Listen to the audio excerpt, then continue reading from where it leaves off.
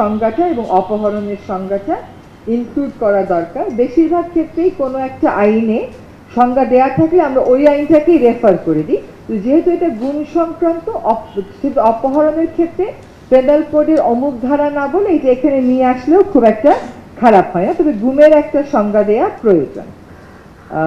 এইখানে ছোট ছোট আমার কিছু কমেন্ট আছে, ওইটা আমি একটু না বলি, আপনাকে অন্য সময় বলে দেব। আমার একটা বিষয় হচ্ছে যে মৌলিক যে বিষয়টা, সেটা হচ্ছে যে ধারা 7-এ একটু যাই আমরা। ধারা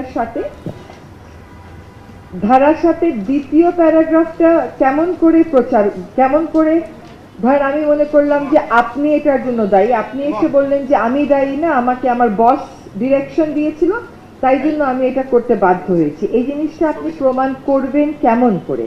আমার মনে হয় তো যেটা উল্টো ধরে নেওয়া উচিত যে যদি প্রমাণ করতে না পারা যায় তাহলে ঊর্ধ্বতন কর্তৃপক্ষের নির্দেশেই যে ঘটেছে, অন্যথা প্রমাণ করা না গেলে এইটাই ধরে নেওয়া হবে। তাহলে যে আমরা প্রিভেনশনের কথাটা বললাম, প্রিভেনশন তখনই আসবে যখন বস জানবে যে আমি আমার অধীনস্থ কাউকে দিয়ে আসল কাণ্ডটা করাবো, শাস্তিটা ওরই হবে। এই ঘটনা যখন এটাই ঘটবে, যখন সে জানবে যে তার অধীনস্থ কোনো একটা অপরাধ করলে তাকে ওই অপরাধের জন্য ধরা হবে, তখন দেখা যাবে উপরের লেভেল থেকে এই কমান্ডগুলো আর আসছে না। তো আমার কাছে 7-এর দ্বিতীয় প্যারাগ্রাফটা মনে হয় উল্টে দেওয়া উচিত। এবার ধারা 8-এ যাই। 8-এ একটা কথা বলা আছে যে কমিশন গঠন। আমি একটু বসে বসে ভাবছিলাম যে গুণটাকে কি আমরা নিয়তি ধরে নিতেছি, যে প্রত্যেক জেলায় জেলায় আমাদের একটা করে ট্রাইব্যুনাল থাকবে এবং আমাদের একটা কমিশন থাকবে আলাদা। এইটা কি আমাদের নিয়তি হয়ে গেল যে একটা ফুল ফ্লেজেড কমিশন রাখতে হবে আমাদেরকে, সে সব সময় বসে বসে গুমের ঘটনাগুলো ঘটবে? আমরা তো চাচ্ছি গুমের ঘটনা কমে যাক, এমন মাত্রায় কমে যাক যে আমাদের আর কোনো কমিশনের প্রয়োজন না হয়। সেটাই যদি হয় তাহলে আমি এই আইনটার সে অর্থে প্রয়োজন দেখছি না। একইভাবে আপনারা যখন ট্রাইব্যুনালের কথা বলেছেন, দেখেন আপনারা জেলায় জেলায় ট্রাইব্যুনাল গঠনের কথা বলেছেন। জেলায় জেলায় এত গুম হবে যে আমি একটা করে ট্রাইব্যুনাল, মানে প্রিভেন্টিভ একটা লয়ের কথা ভাবছি তো আমরা, তাহলে কিন্তু আসলে প্রিভেন্টিভের ধারণা থেকে আমরা সরে আসতেছি। এবার সুতরাং আমার ব্যক্তিগত মত হচ্ছে, আমি মনে করি না যে এটা কমিশন করা আলাদা দরকার আছে। আমি মনে করি যে ইদার পেনাল কোড বা হিউম্যান রাইটসে একটা উইং দিয়ে যদি করা যায়, কারণ কতগুলো গুম যে ঘটেছে, আমরা চলে যাওয়ার পর হয়তো গুম কমিশন থাকবে কি থাকবে না আমি জানি না, তখন তার বিচারটা কেমন করে হবে এটা আমাদের একটু বোঝার দরকার আছে। ছোট ছোট যে অভিযোগগুলো কথাগুলো বললাম, যেমন 9-এর 3 ধারায় ক্ষেত্র মতো কথাটা বলা আছে, ক্ষেত্র বুঝতে পারছি না। 9-এর 5 ধারায় জিডি করার কথা, যেটা কি জিডি হবে না এফআইআর হবে এটা আরেকটা ব্যাপার। ধারা 10-এ আবার বলা আছে একটি জাতীয় দৈনিকে।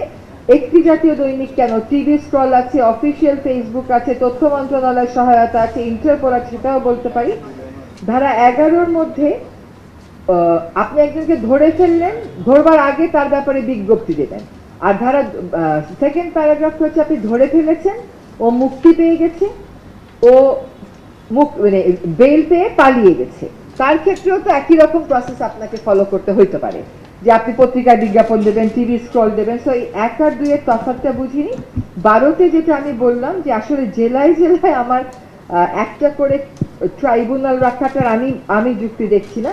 আর অর্থদণ্ডকে ক্ষতিপূরণ পাওয়ার কথা বলা আছে, পিনাকিদা আপনি আছেন কিনা আমি ঠিক জানি না। আপনার প্রেজেন্টেশনটাতে আমি একটু বুঝতে পারিনি যে আপনি 1,50,00,000 ওয়াজ ইট জাস্ট অ্যান এক্সাম্পল, কারণ আমি এই আইনে কোনো জায়গায় অর্থদণ্ডটা খুঁজে পাই নাই। কোথায় কত ধারা একটু দেখিনি? ও ওখানে, তাই না? ও আচ্ছা আচ্ছা, সেকশন 5। ও আচ্ছা আচ্ছা। তো আমি অর্থদণ্ডটাকেও ক্ষতিপূরণ দেওয়া যায়, আবার ক্ষতিপূরণটা আলাদা করেও দেওয়া যায়। যেহেতু আমরা একটা তহবিলের কথা বলছি, তহবিল থেকেও ক্ষতিপূরণ দেওয়া যায়। ওই লোককে হয়তো আপনি জীবনে ট্রেস করেই খুঁজে পাবেন না, এরকমও তো হতে পারে। ওটা আমি মিস করে গেছিলাম। হ্যাঁ, আর আরেকটা হচ্ছে ধারা 23-এ একটু আসি, যেটা আমার আরেকটা মৌলিক প্রশ্ন। সেটা হচ্ছে ধারা 23-এ এখানে না সংস্থা প্রধানের কোনো দায় নেই। আমরা একটা ন্যাশনাল গ্রিন ট্রাইব্যুনাল বলে একটা ট্রাইব্যুনাল আছে ইন্ডিয়াতে, সেখানে বলা আছে ট্রাইব্যুনাল যদি কোনো একটা সরকারি সংস্থাকে কোনো একটা কাজ করতে বলে, কর্মকর্তাকে, সে সেই কাজ না করলে সংস্থা প্রধানকে দায়ী ধরে নেওয়া হয়।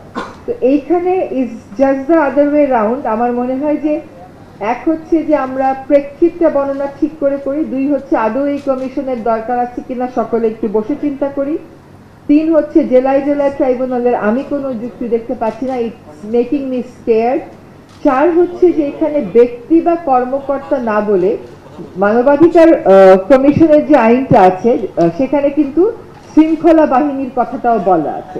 তো সেই শৃঙ্খলা বাহিনীর কথাটা এই আইনেই ঢুকাই বা এই জিনিসগুলো অন্য যে আইনেই নেই না কেন, গুমের সংক্রান্ত কিছু লিগ্যাল মেকানিজম তো আমাদের করতেই হবে, যেখানে করি সেখানে শৃঙ্খলা বাহিনী কিন্তু আমাদের থাকতে হবে।